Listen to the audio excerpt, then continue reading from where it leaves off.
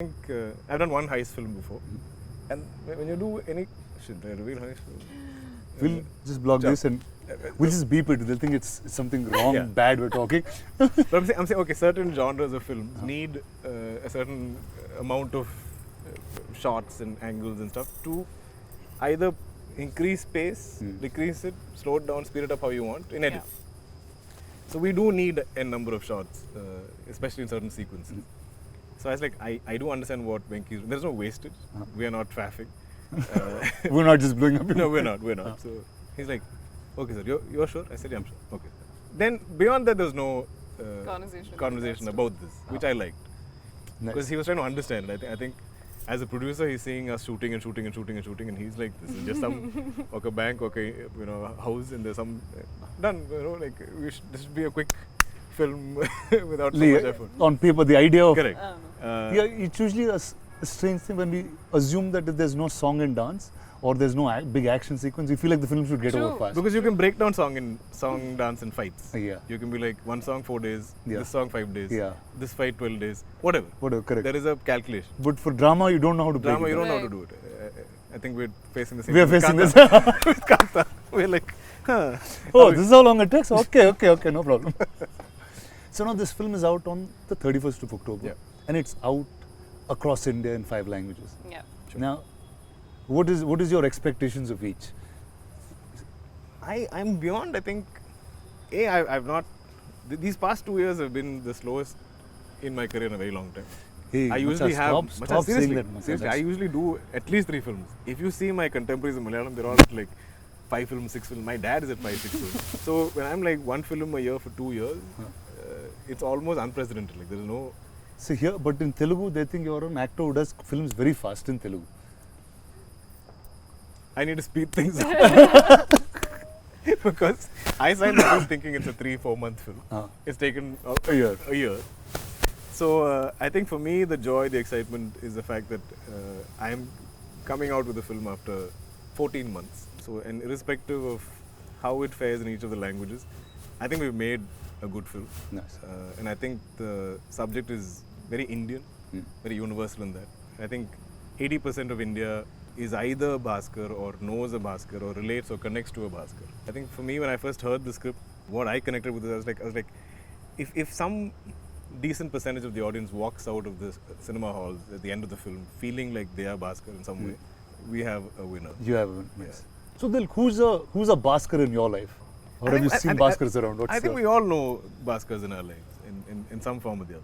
And like my dad is some 5 siblings, my mom is some 3 siblings, and obviously their kids, their extended families, and there's always been only one movie star. I'm the second in that sense. And so all of growing up, we've always seen different members of the family struggling in some form or the other, especially financially. And I think that is all of Baskhar's story, right? Every month I feel like he's a little in a negative balance. Like he'll make X, but his expenses every month are X plus so much. And that's his struggle.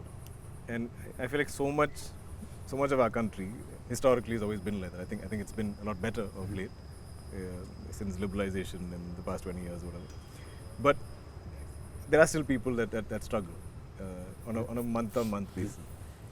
So which is what I think I love most about the film. About the film? Yeah. Tell me, who are Baskhars in your life? Have you seen Baskhars around you?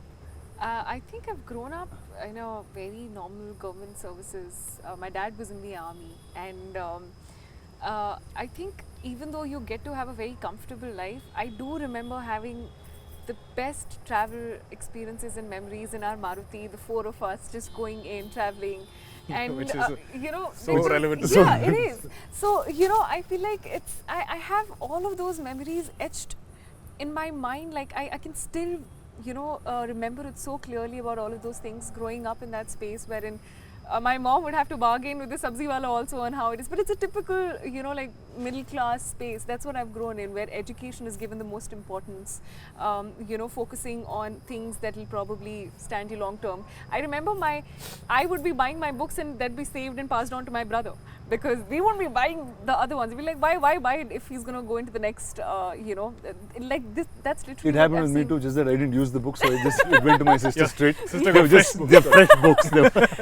So that's what. I remember my mom buying a little size, one size extra, like for us, for our school uniforms, knowing that we're going to fit into it probably next year as well. It's going to go in. So you know, those small things that work in, and I've grown up with that thing. So I know those things and how the smallest of things make so much of an impact in a normal government services or a middle class family. And I think that is what I could relate to the most when I was listening, when I'm shooting, when we are all hearing those scenes. It's so relatable because I have grown up with those things. And it just felt so nice knowing that it's on screen, because I could relate to that and be like, you know, we also do this. Do you remember this in the Maruti or stuff like that? So it's so beautiful to have this story, and I think this is one of the reasons why this film is so special to me. So I have to tell you something about army kids. I know you're an army kid and you've lived in different places in the Yes. country. So, like, they always used to have a sense saying, okay, you guys are civilians, we're army kids. They would like treat True. us different. Is that how you grew up too? I mean, it's Saying just you guys are civilians. I'm like, what does that even mean? It's like we're here protecting you. Yes, Is that yes. the sense that you had Because all you know, through life? we like to call ourselves, or most of us, I remember, it's army brats. Brat is not just a brat, it's like born, raised and transferred. So you literally wow. Okay, I wow, didn't know okay. that. What is that? I mean, because you are born and you're raised in a certain way and you keep getting transferred. I mean, because of your dad's job.